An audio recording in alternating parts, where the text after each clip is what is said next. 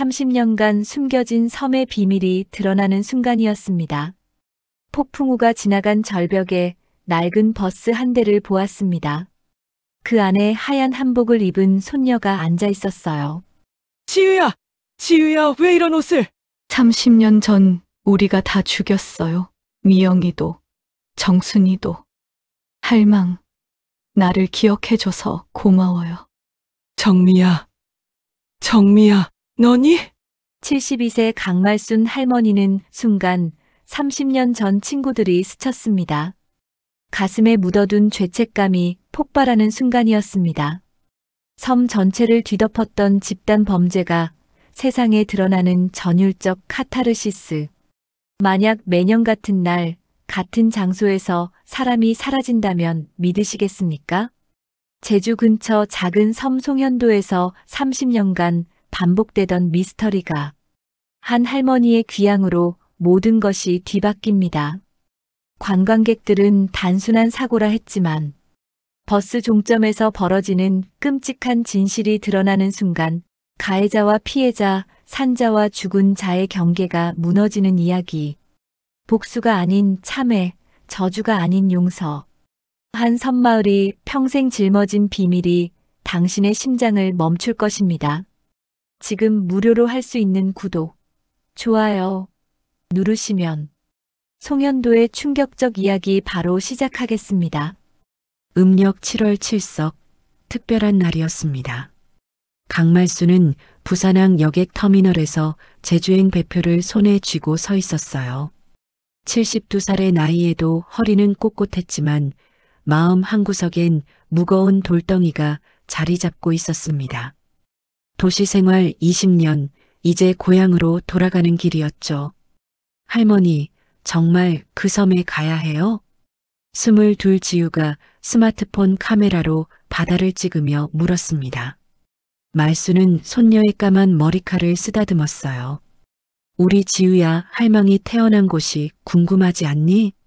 배가 출항하면서 엔진 소리가 웅웅거렸습니다. 말수는 갑판 난간에 기대어 멀어지는 육지를 바라봤어요. 30년 전 그날 친구 정미와 함께 뛰놀던 송현도의 해변이 떠올랐습니다. 그때는 몰랐죠. 그 섬에서 일어날 일들을, 그리고 다시 돌아올 운명을 말입니다. 뱃멀미 괜찮을까? 선장이 다가와 물었어요. 60대 중반쯤 보이는 그는 제주 사투리로 말을 걸었습니다. 할망, 제주 방언 다 잊은 거 아니울까?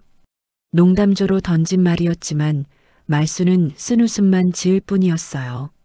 잊을 수가 없었거든요. 그 섬의 말을, 그 섬의 바람을, 그리고 그 섬의 비밀을요. 배 안에서는 다른 승객들의 웃음소리가 들렸습니다. 관광객들이 대부분이었어요. 하지만 말순의 귀에는 다른 소리가 들렸습니다. 오래전 해녀들이 물질하며 부르던 노랫가락이었죠. 어영청 어영청 어화둥둥 나네. 파도 소리에 섞여 들려오는 그 멜로디는 말순의 가슴을 먹먹하게 만들었습니다. 지우는 여전히 카메라를 만지작거리고 있었어요. 도시에서 태어나 도시에서 자란 아이였죠. 바다는 여행지일 뿐이었고 섬은 사진 찍기 좋은 배경일 뿐이었습니다. 말수는 손녀를 보며 속으로 되뇌었어요. 이 아이가 송현도의 밤바다를 어떻게 느낄까? 그 깊은 어둠과 파도 소리를, 그리고 섬 사람들의 무거운 침묵을 말이지. 갈매기들이 배를 따라오며 울음소리를 냈습니다. 그 소리가 마치 경고처럼 들렸어요. 돌아가지 말라고, 그냥 육지에 머물라고 하는 것 같았습니다. 하지만 말수는 이미 마음을 정했어요. 도시 생활에 지친 마음을 고향에서 달래고 싶었고 무엇보다 손녀에게 자신의 뿌리를 보여주고 싶었거든요. 뱃멀미 냄새와 기름 냄새가 코를 찔렀지만 말수는 참았습니다. 바다 위의 여행은 언제나 이런 법이었어요. 달콤한 것만 있을 수는 없죠. 인생처럼 말입니다. 쓰디쓴 것들을 견뎌내야만 진짜 목적지에 도달할 수 있는 거예요. 할머니, 저기 섬 보여요. 지우가 손가락으로 가리켰습니다. 수평선 너머로 작은 점 하나가 보였어요. 송현도였습니다. 30년 만에 다시 보는 고향이었죠. 말순의 심장이 빠르게 뛰기 시작했습니다. 그리움과 두려움이 뒤섞인 복잡한 감정이 밀려왔어요. 배가 송현도에 가까워질수록 말순의 기억은 더욱 선명해졌습니다. 어린 시절 친구들과 뛰놀던 백사장, 해녀일을 배우던 바위 틈, 그리고 그 무서웠던 밤의 기억까지요. 지우는 여전히 카메라 셔터를 누르며 신이 나 있었지만 말순은 점점 무거워지는 마음을 달랠 수 없었습니다. 늦은 오후 송현도 선착장에 배가 천천히 접안했습니다. 바닷바람이 얼굴을 스치자 말순은 고향의 냄새를 깊이 들이마셨어요. 소금기와 미역 냄새, 그리고 어디선가 피어오르는 생선 굽는 냄새까지 모든 것이 예전 그대로였습니다. 하지만 뭔가 달랐어요. 공기 중에 묘한 긴장감이 감돌고 있었거든요. 어서 내리세요, 할망. 배에서 짐을 내리던 선원이 말순을 도왔습니다. 지우는 이미 선착장에서 사진을 찍고 있었어요. 석양빛에 물든 섬의 풍경이 스마트폰 화면에 담겼습니다. 할머니, 여기 정말 예뻐요. 친구들이 보면 완전 부러워할 거예요. 선착장 앞에는 낡은 버스 한 대가 기다리고 있었습니다. 초록색 페인트가 발에서 녹슬고 앞 유리에는 금이 가 있었어요. 운전석에 앉은 남자가 창문을 내리더니 인사를 했습니다. 김선도입니다. 민박집까지 모셔다 드릴게요. 말순은 선도의 얼굴을 자세히 봤습니다. 50대 후반쯤 보이는 그는 깊게 패인 주름과 그늘진 눈빛을 가지고 있었어요. 뭔가 무거운 짐을 지고 사는 사람의 표정이었습니다. 고맙습니다. 부탁드려요. 버스 안은 오래된 가죽 냄새와 기름 냄새가 섞여 있었어요. 의자는 여기저기 해진 곳이 많았고 바닥에는 모래알들이 굴러다녔습니다. 지우는 창가 자리에 앉아 밖을 내다봤어요. 할머니, 이 버스 정말 오래된 것 같아요. 언제부터 다닌 거예요? 선도가 백미러로 지우를 보며 대답했습니다. 30년쯤 됐나요? 이 섬에서 가장 오래된 버스입니다. 목소리에 묘한 떨림이 있었어요. 말순은 그것을 놓치지 않았습니다. 버스가 움직이기 시작하자 선도가 말했어요. 오늘 같은 날은 일찍 들어가야 해요. 제주 사투리였지만 어딘가 어색했습니다. 특히 해가 지면 절벽 쪽은 위험합니다. 말순은 고개를 끄덕였어요. 하지만 마음 한구석에서는 경고음이 울렸습니다.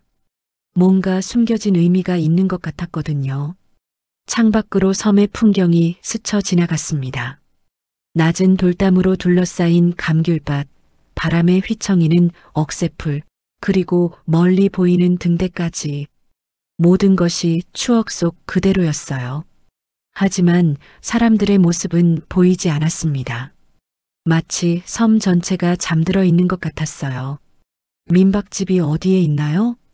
지우가 물었습니다. 마을 한복판에 있어요.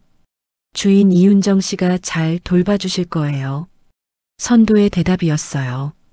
하지만 말순은 이상한 점을 발견했습니다. 선도가 말할 때마다 손목의 시계를 자꾸 확인하고 있었거든요.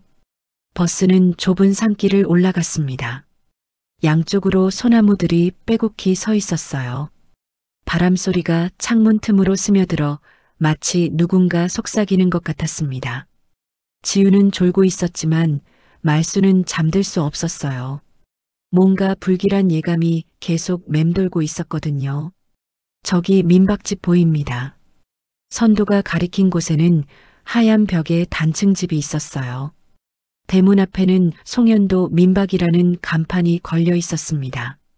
정원에는 히비스커스 꽃이 활짝 피어 있었고 빨래가 바람에 펄럭이고 있었어요. 민박집 주인 이윤정이 나와서 반갑게 맞이했습니다. 40대 초반으로 보이는 그녀는 친근한 미소를 지었지만 눈빛이 어딘가 불안해 보였어요. 어서 오세요. 방은 이미 준비해 두었습니다. 하지만 말순을 보는 그녀의 표정이 순간 굳어졌습니다. 혹시 강말순 씨이신가요? 네, 맞습니다. 어떻게 아시나요? 말순이 놀라며 물었어요. 윤정은 잠시 망설이더니 대답했습니다. 이 섬이 좁아서요. 소문이 빨리 돌거든요. 하지만 그 말이 전부가 아니라는 것을 말순은 직감했습니다. 짐을 정리하며 윤정이 신신당부했어요. 절대 해안 절벽 쪽은 가지 마세요. 특히 밤에는 정말 위험합니다. 2번이나 강조하는 목소리에는 간절함이 섞여 있었어요. 그리고 오늘 밤에는 일찍 주무시기 바랍니다. 지우가 방에서 나와 말했습니다. 할머니, 석양이 너무 예뻐요. 사진 한 장만 더 찍고 싶어요. 마지막 버스 타고 절벽까지 갔다 올게요. 말순의 얼굴이 하얗게 질렸습니다. 안 돼, 지우야. 오늘은 안 돼. 하지만 지우는 이미 카메라를 들고 나가고 있었어요. 금방 다녀올게요. 걱정하지 마세요. 그 순간 말순의 마음속에서 30년 전 그날의 기억이 되살아났습니다. 친구 정미가 마지막으로 웃으며 손을 흔들던 모습이 지우와 겹쳐졌어요. 윤정이 말순의 손을 꽉 잡았습니다. 막아야 해요. 오늘은 그날입니다. 그녀의 목소리는 떨리고 있었어요. 말순은 무엇인가 끔찍한 일이 일어날 것을 예감했습니다. 속마음으로 중얼거렸어요. 이 섬, 뭔가 있다. 해가 서서히 서쪽 하늘로 기울어가고 있었습니다. 지우는 카메라를 목에 걸고 민박집에서 나왔어요. 석양빛이 섬 전체를 황금색으로 물들이고 있었습니다. 이런 풍경은 도시에서 절대 볼 수 없어. 혼자 중얼거리며 버스 정류장으로 향했어요. 정류장에는 이미 김선도의 버스가 와 있었습니다. 엔진 소리가 덜덜거리며 불안정했어요. 선도는 지우를 보자 미간을 찌푸렸습니다. 아가씨, 지금 시간이 몇 시인지 아십니까? 목소리에 급박함이 배어 있었어요. 아직 해 안 졌는데요. 절벽까지 갔다가 금방 돌아올게요. 지우는 환하게 웃으며 버스에 올랐습니다. 선도는 한참을 망설이더니 시동을 걸었어요. 그럼 빨리 갔다 와야 합니다. 해지기 전에 꼭 돌아와야 해요. 버스가 구불구불한 산길을 올라가기 시작했습니다. 창밖으로 울창한 숲이 지나갔어요. 소나무와 동백나무 사이로 따뜻한 석양빛이 스며들었습니다. 지우는 연신 셔터를 눌러댔어요. 여기 정말 사진 맛집이네요. 하지만 길이 절벽 쪽으로 향할수록 분위기가 달라졌습니다. 나무들이 점점 시들어 보였어요. 태풍에 부러진 가지들이 바닥에 널려 있었고 일부 소나무는 뿌리째 뽑혀 쓰러져 있었습니다. 마치 누군가 이곳을 저주라도 한 것 같았어요. 저기 폐가 보이네요. 지우가 창밖을 가리켰습니다. 허물어진 돌담 너머로 지붕이 반쯤 무너진 집이 보였어요. 대문은 삐걱거리며 바람에 흔들리고 있었습니다. 누가 살았던 곳일까요? 선도의 손이 핸들을 꽉 쥐었습니다. 오래전에 사람이 살았던 곳입니다. 목소리가 쉬어 있었어요. 지금은 아무도 없어요. 하지만 그 말 속에는 깊은 슬픔이 배어 있었습니다. 버스는 계속 올라갔어요. 길 양쪽의 풍경이 점점 을씨년스러워졌습니다. 부서진 돌담, 녹슨 철조망, 그리고 여기저기 쓰러진 전신주들까지 마치 시간이 멈춰버린 것 같았어요. 와, 저기 등대. 지우가 소리쳤습니다. 언덕 위에 하얀 등대가 우뚝 서 있었어요. 하지만 가까이 가보니 페인트가 벗겨지고 외벽에 균열이 가 있었습니다. 저 등대 언제부터 있었어요? 30년. 아니, 더 오래됐을 거예요. 선도가 대답했어요. 그런데 등대를 바라보는 그의 눈빛이 이상했습니다. 두려움과 죄책감이 뒤섞인 복잡한 감정이었어요. 그 등대는 특별한 곳입니다. 민박집에서 말수는 안절부절 못하고 있었습니다. 시계를 보니 벌써 저녁 6시가 넘었어요. 해는 점점 기울어가고 있었습니다. 지우가 왜 이렇게 늦지? 불안한 마음에 윤정을 찾았어요. 걱정하지 마세요. 선도 씨가 잘 돌봐주실 거예요. 윤정이 말했지만 그녀의 얼굴도 어두웠습니다. 하지만 해지기 전에는 돌아와야 해요. 꼭요. 마지막 말은 거의 기도하는 목소리였어요. 그때 멀리서 바람소리가 들렸습니다. 아니, 바람소리가 아니었어요. 누군가 낮게 부르는 노랫소리 같았습니다. 어영청 어영청. 말순의 등골이 서늘해졌어요. 그 노래는 30년 전 그날 밤에도 들렸던 소리였거든요. 버스 종점에 도착하자 지우는 뛰어내렸습니다. 여기가 절벽이에요? 정말 멋져요. 바다가 한눈에 내려다 보였어요. 파도가 절벽에 부딪히며 하얀 물보라를 일으키고 있었습니다. 석양빛에 물든 바다는 마치 붉은 피처럼 보였어요. 아가씨, 사진 빨리 찍으세요. 곧 해가 집니다. 선도가 재촉했어요. 하지만 지우는 이미 사진 찍기에 푹 빠져 있었습니다. 절벽 끝에서 바다를 배경으로 셀카를 찍고 등대와 함께 풍경 사진도 찍었어요. 그런데 파인더 속에 이상한 것이 보였습니다. 등대 근처에 낡은 창고 같은 건물이 있었어요.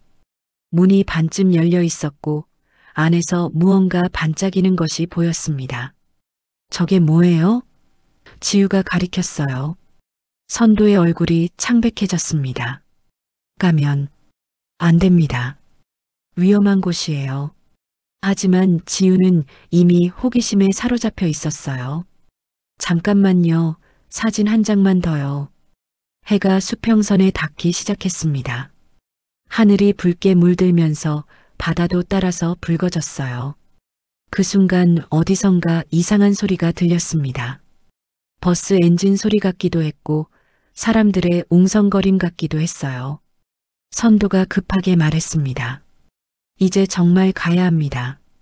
늦으면 큰일 나요. 목소리에 절박함이 배어 있었어요.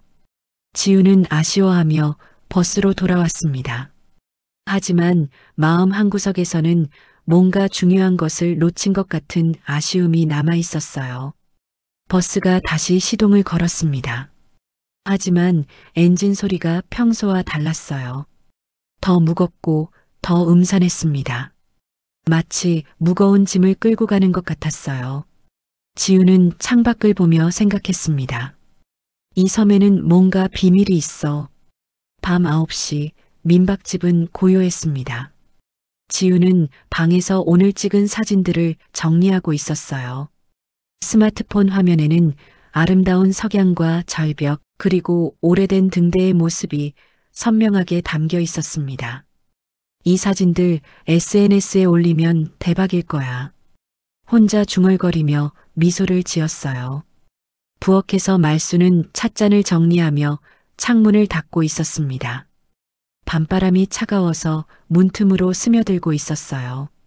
그런데 갑자기 멀리서 이상한 소리가 들렸습니다. 버스 엔진 소리였어요. 이 시간에 버스가 다닐 리 없는데 말수는 귀를 기울였습니다. 엔진 소리와 함께 낮은 노랫소리도 들렸어요. 어영청 어영청 어화둥둥 나네. 해녀들이 부르던 그 옛날 노래였습니다. 하지만 목소리가 이상했어요. 마치 이승 사람의 목소리가 아닌 것 같았거든요. 말순의 심장이 빠르게 뛰기 시작했습니다. 30년 전 그날 밤에도 똑같은 소리를 들었었거든요. 친구 정미가 사라지던 바로 그날 말입니다. 설마 불안한 마음에 지우 방으로 향했어요. 지우야? 문을 두드렸지만 대답이 없었습니다. 지우야, 괜찮니? 다시 불러봤지만 여전히 조용했어요. 말수는 문고리를 돌렸습니다. 방은 비어 있었어요. 침대 위에는 스마트폰만 놓여 있었고 창문이 활짝 열려 있었습니다. 지우야. 말수는 급하게 밖으로 뛰쳐나갔습니다. 마당에는 차가운 바람만 불고 있었어요. 달빛 아래로 그림자들이 길게 늘어져 있었습니다. 지우야, 어디 있니? 목청껏 소리쳤지만 돌아오는 것은 바람 소리와 파도 소리뿐이었어요. 그때 등 뒤에서 목소리가 들렸습니다. 그날이로구먼. 그 아이가 돌아올 차례다. 말수는 놀라 뒤를 돌아봤어요. 70대 노인이 지팡이를 짚고 서 있었습니다. 허리가 구부정하고 머리는 하얗게 센 할아버지였어요. 누구세요? 무슨 소리를 하시는 거예요? 말순이 다급하게 물었습니다. 노인은 허공을 응시하며 중얼거렸어요. 정동수라고 합니다. 옛날 등대직이었지요. 목소리가 마치 꿈속에서 나오는 것 같았어요. 등대직이요? 제 손녀를 봤나요? 22 된 여자아이요. 말순의 목소리는 떨리고 있었습니다. 동수는 천천히 고개를 끄덕였어요. 봤습니다. 그 아이도 불려간 겁니다. 무슨 소리였과? 말순이 제주 사투리로 소리쳤어요. 동수는 슬픈 눈빛으로 말순을 바라봤습니다. 30년 전 그날, 당신도 있었지요. 그때 일을 기억하시겠어요. 말순의 머릿속이 하얗게 변했습니다. 30년 전 그날의 기억이 쏟아져 들어왔어요. 태풍이 몰아치던 밤, 친구 정미가 사라졌던 그 무서운 밤 말입니다. 그때 일이 뭐가 있다고 하시는 거예요? 매년 이날이면 돌아옵니다. 동수의 목소리는 바람에 실려 들렸어요. 복수하러, 아니면 진실을 밝히러 말입니다. 그 순간 멀리서 다시 버스 엔진 소리가 들렸어요. 하지만 이번에는 더 가까이 들렸습니다. 윤정이 민박집에서 뛰어나왔습니다. 얼굴이 창백했어요. 어떻게 된 거예요? 지우양은 어디 갔어요? 말수는 윤정의 손을 잡았습니다. 당신도 아시는 거죠? 이 섬에서 일어나는 일을요. 윤정은 고개를 숙였어요. 저희도 피해자입니다. 매년 이날이면 이런 일이. 말을 잇지 못했습니다. 눈물이 흘러내렸어요. 하지만 아무도 믿어주지 않아요. 그냥 미신이라고만 하죠. 동수가 다시 말했습니다. 절벽으로 가야 합니다. 아직 늦지 않았어요. 지팡이를 짚고 천천히 걸어가기 시작했어요. 하지만 조심해야 합니다. 오늘 밤은 특별한 밤이거든요. 말수는 더 이상 망설일 수 없었습니다. 손녀를 구해야 했어요. 아무리 무서운 일이 기다리고 있다 해도 포기할 수 없었습니다. 가겠습니다. 제 손녀를 찾아야 해요. 바람이 더욱 세게 불기 시작했습니다. 나무들이 흔들리며 이상한 소리를 냈어요. 마치 누군가 울고 있는 것 같았습니다. 하늘에는 구름이 몰려와 달을 가렸어요. 섬 전체가 어둠 속으로 빨려 들어가는 것 같았습니다. 서두르세요. 동수가 말했어요. 시간이 얼마 남지 않았습니다. 세 사람은 어둠 속을 향해 걸어가기 시작했습니다. 멀리서 여전히 버스 엔진 소리와 노랫소리가 들려왔어요. 그 소리는 점점 가까워지고 있었습니다. 비가 쏟아지기 시작했습니다. 처음에는 가랑비였다가 점점 세차게 내리기 시작했어요. 말수는 우산도 없이 절벽길을 향해 달렸습니다. 옛날 해녀 시절 단련된 다리 근육이 아직 살아있었어요. 70이 넘은 나이에도 산길을 뛰어오를 수 있었습니다. 할망, 너무 빠르세요. 뒤에서 윤정이 숨을 헐떡이며 따라왔어요. 동수는 지팡이를 짚고 천천히 걸어오고 있었습니다. 조심하세요. 이 길은 위험해요. 하지만 말수는 멈출 수 없었습니다. 손녀가 위험에 처해 있을지도 모르거든요. 빗속에서 길이 잘 보이지 않았습니다. 하지만 말수는 기억에 의존해 걸었어요. 어린 시절부터 수없이 다녔던 길이었거든요. 돌부리에 발이 걸려 넘어질 뻔했지만 다시 일어나 달렸습니다. 지우야, 지우야. 소리치며 달렸지만 비바람 소리에 목소리가 묻혔어요. 번개가 치면서 순간적으로 주변이 환하게 밝아졌습니다. 그때 멀리 등대가 보였어요. 하지만 평소와 달랐습니다. 등대 주변에 희미한 불빛들이 보였거든요. 등대에 가까워질수록 이상한 소리가 들렸습니다. 사람들의 웅성거림과 낮은 노랫소리였어요. 어영청 어영청. 그 소리는 비바람 소리를 뚫고 선명하게 들렸습니다. 말순의 가슴이 두근거렸어요. 등대 옆에는 낡은 창고가 있었습니다. 오래전부터 있던 건물이었어요. 문이 반쯤 열려 있었고 안에서 희미한 불빛이 새어나오고 있었습니다. 말순은 조심스럽게 다가갔어요. 창고 안을 들여다보니 깜짝 놀랐습니다. 벽에는 오래된 버스 번호판들이 빼곡히 걸려 있었어요. 녹슨 번호판들이 촛불빛에 반짝이고 있었습니다. 그리고 그 아래로는 낡은 의자들이 원형으로 놓여 있었어요. 의자에는 섬사람들이 앉아 있었습니다. 모두 고개를 숙이고 중얼거리고 있었어요. 올해도 돌아왔구나. 올해도. 목소리들이 겹쳐서 마치 합창하는 것 같았습니다. 하지만 그 목소리에는 깊은 죄책감이 배어 있었어요. 말수는 지우를 찾았습니다. 하지만 창고 안에는 보이지 않았어요. 제 손녀 어디 있어요? 큰 소리로 물었습니다. 사람들이 일제히 고개를 들었어요. 모두 창백한 얼굴이었습니다. 한 할머니가 떨리는 목소리로 대답했어요. 버스 안에 있을 거요. 손가락으로 창고 뒤쪽을 가리켰습니다. 말수는 그쪽으로 달려갔어요. 창고 뒤편에는 정말로 오래된 버스가 한 대 서 있었습니다. 페인트가 벗겨지고 녹이 슬었지만 아직 형태를 알아볼 수 있었어요. 그런데 이상했습니다. 버스 안에 불이 켜져 있었고 누군가 앉아 있는 것 같았거든요. 말수는 버스 문 앞에 서서 떨리는 손으로 문고리를 잡았습니다. 문이 삐걱거리며 열렸어요. 운전석에는 김선도가 앉아 있었고 맨 뒤 좌석에는 지우가 앉아 있었습니다. 하지만 지우의 모습이 이상했어요. 머리에 하얀 꽃 장식을 하고 있었고 하얀 한복을 입고 있었거든요. 지우야. 말순이 달려갔습니다. 하지만 지우는 대답하지 않았어요. 멍하니 창밖을 바라보고 있을 뿐이었습니다. 마치 넋이 빠진 것 같았어요. 지우야, 할머니야. 정신 차려. 선도가 백미러로 말순을 바라봤습니다. 그의 눈에는 눈물이 고여 있었어요. 미안합니다. 정말 미안합니다. 목소리가 떨리고 있었습니다. 하지만 어쩔 수 없었어요.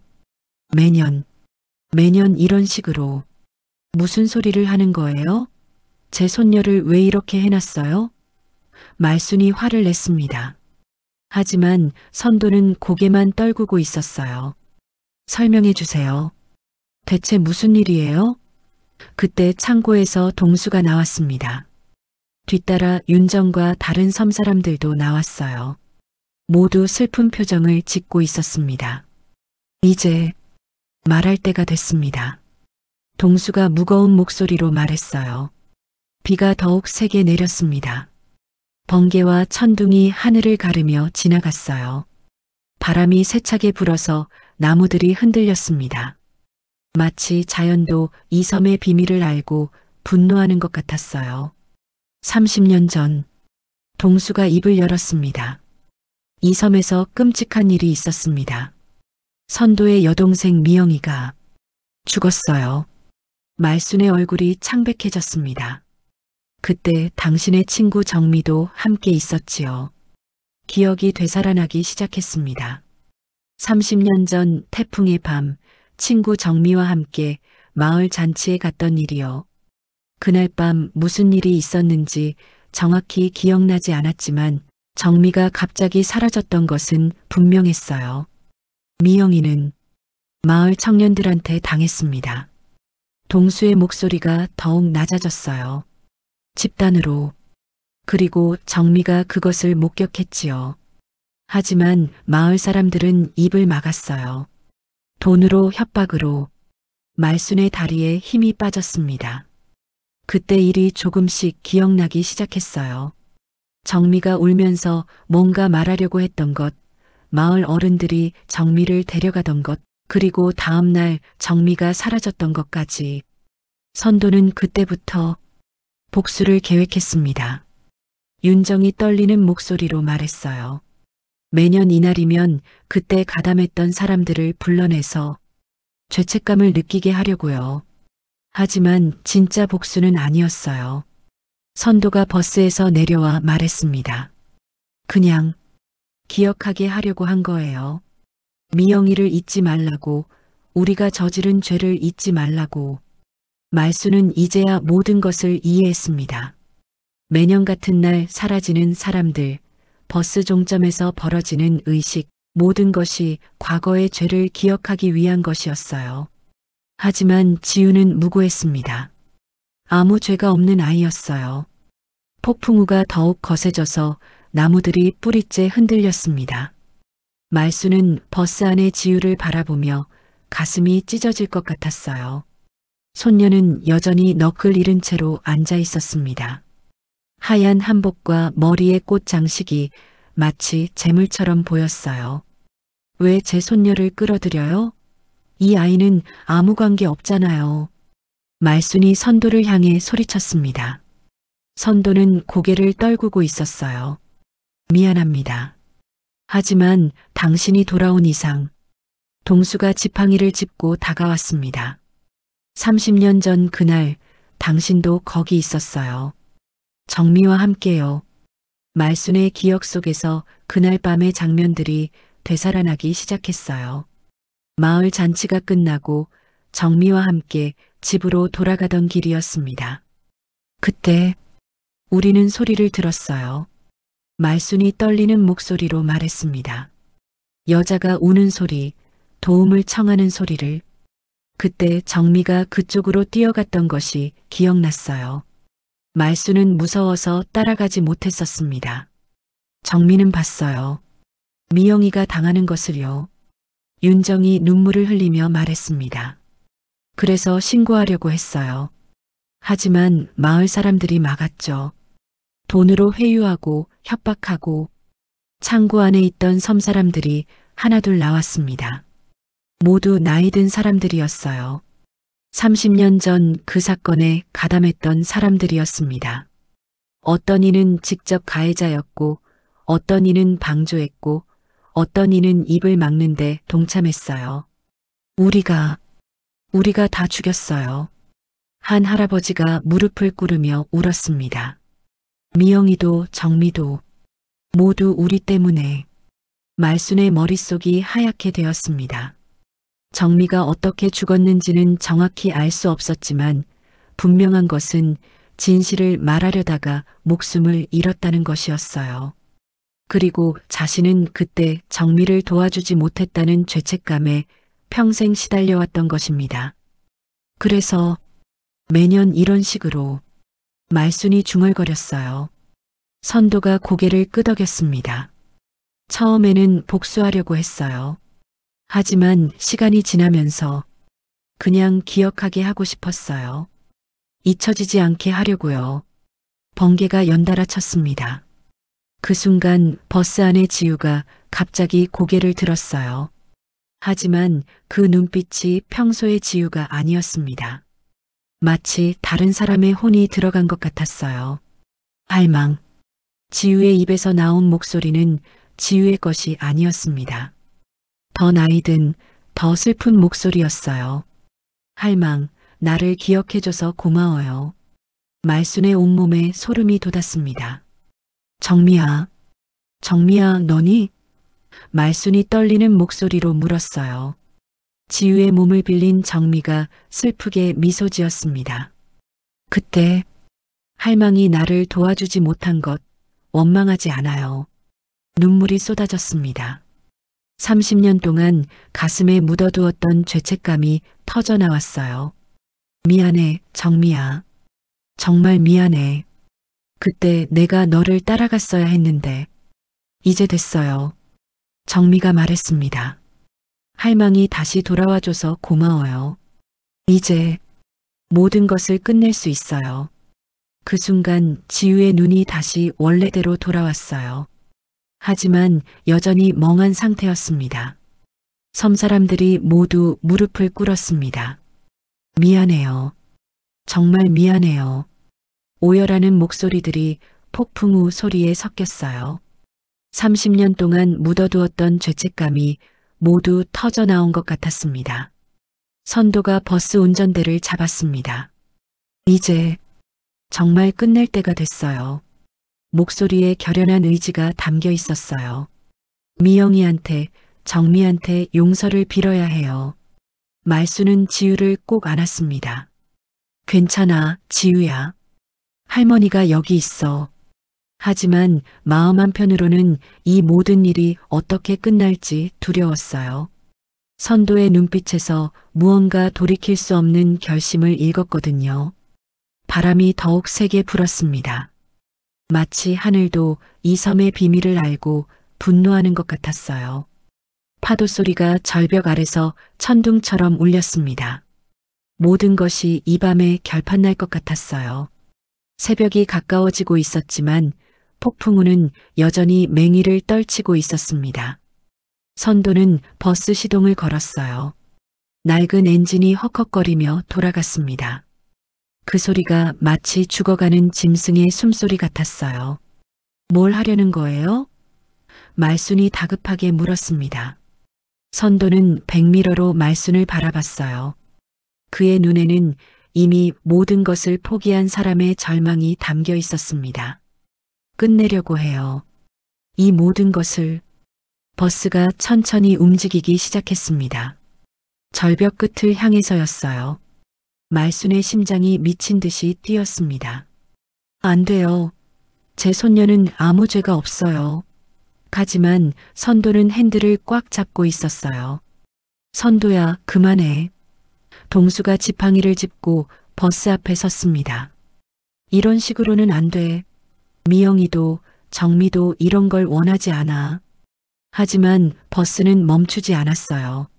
말수는 지우를 꼭 안았습니다. 손녀는 여전히 의식을 잃은 채였어요. 지우야, 정신 차려. 할머니가 여기 있으니까 괜찮을 거야. 하지만 목소리는 떨리고 있었습니다. 섬 사람들이 버스 주위로 모여들었습니다. 모두 울고 있었어요. 우리가 잘못했어요. 우리를 벌하세요. 한 할머니가 소리쳤습니다.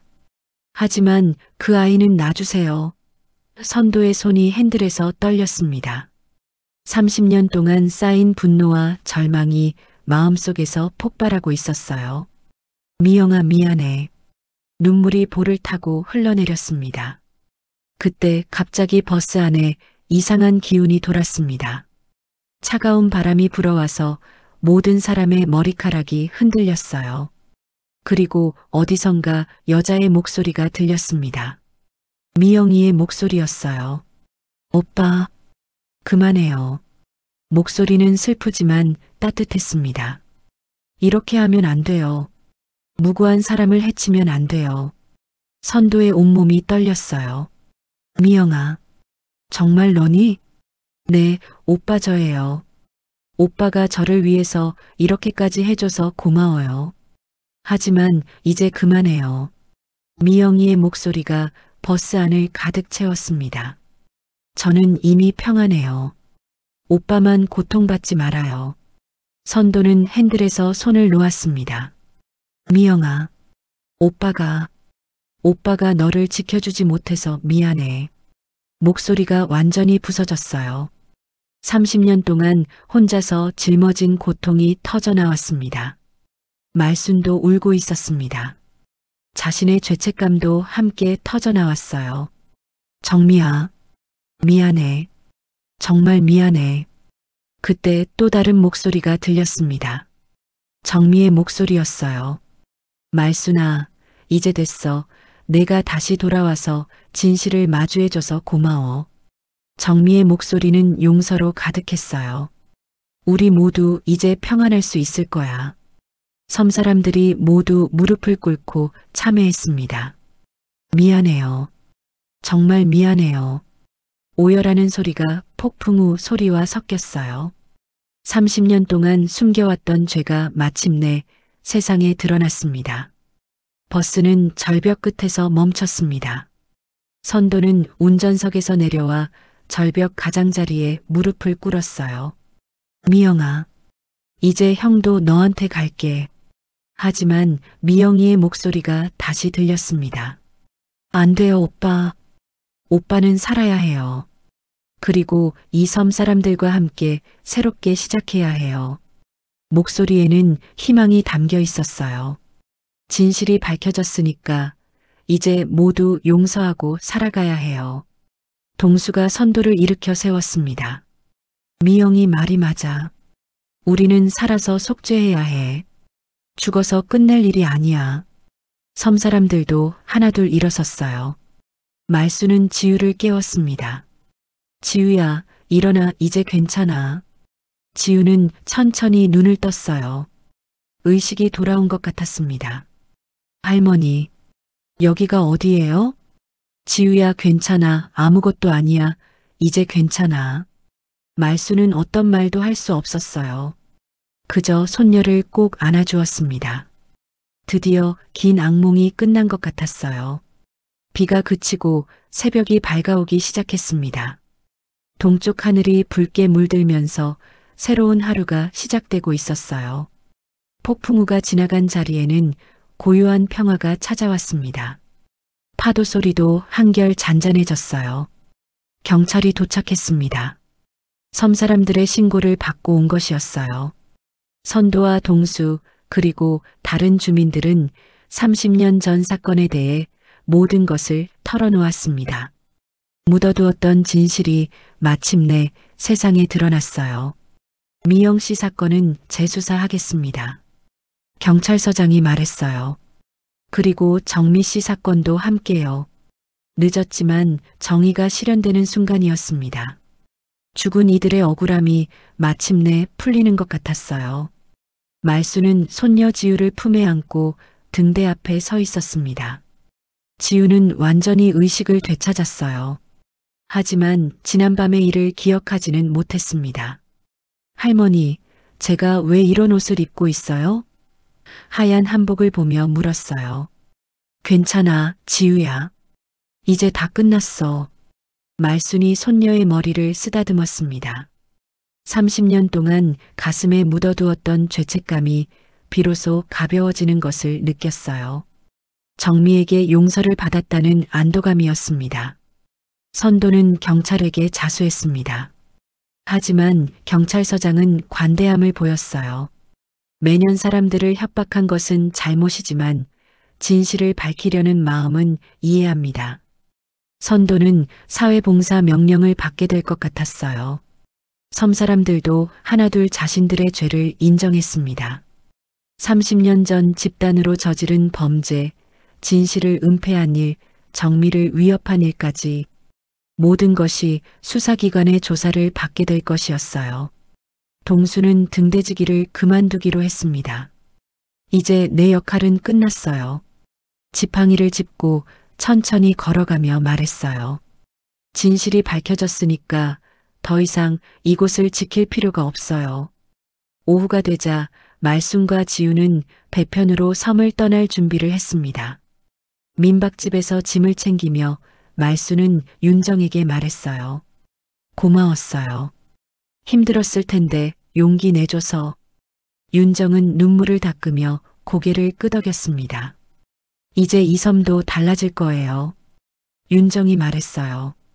진실이 밝혀졌으니까 더 이상 무서워하며 살지 않아도 돼요. 그녀의 얼굴에는 오랜만에 평화로운 미소가 떠올랐습니다.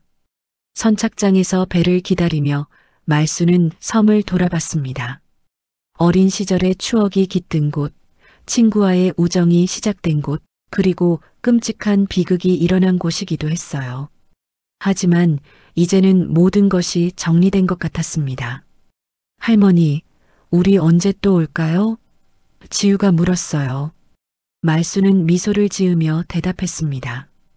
언제든지 오고 싶을 때 오자꾸나. 이제 이 섬은 평안할 거야. 배가 출항하면서 송현도가 점점 멀어졌습니다. 등대에서 마지막으로 불빛이 한번 깜빡였어요. 마치 작별 인사하는 것 같았습니다. 말수는 작은 목소리로 중얼거렸어요. 죄를 숨기면 바다도 기억해 불러낸다고 했지. 하지만 이제 모든 게 밝혀졌으니까 평안할 거야. 바닷바람이 얼굴을 스치며 지나갔어요. 그 바람 속에서 정미와 미영이의 속삭임이 들리는 것 같았습니다. 고마워. 이제 편히 쉴 수 있어. 섬은 다시 고요를 되찾았습니다. 하지만 이번에는 무거운 침묵이 아니라 평화로운 고요였어요. 주민들의 눈빛에서 죄의 그림자는 여전히 남아 있었지만 이제는 참회와 용서로 바뀌어가고 있었습니다. 배 위에서 말수는 지우의 손을 꽉 잡았습니다. 3대가 이어진 이 섬과의 인연, 그리고 마침내 풀린 오래된 한을 생각하며 눈을 감았어요. 새로운 시작이었습니다. 모든 것이 진실 위에서 다시 시작되는 새로운 출발이었어요. 30년간 묻혀있던 미영이와 정미의 이야기가 마침내 세상에 알려지면서 송현도는 새로운 시작을 맞이하게 되었습니다. 여러분 혹시 마음 깊은 곳에 묻어둔 이야기가 있나요?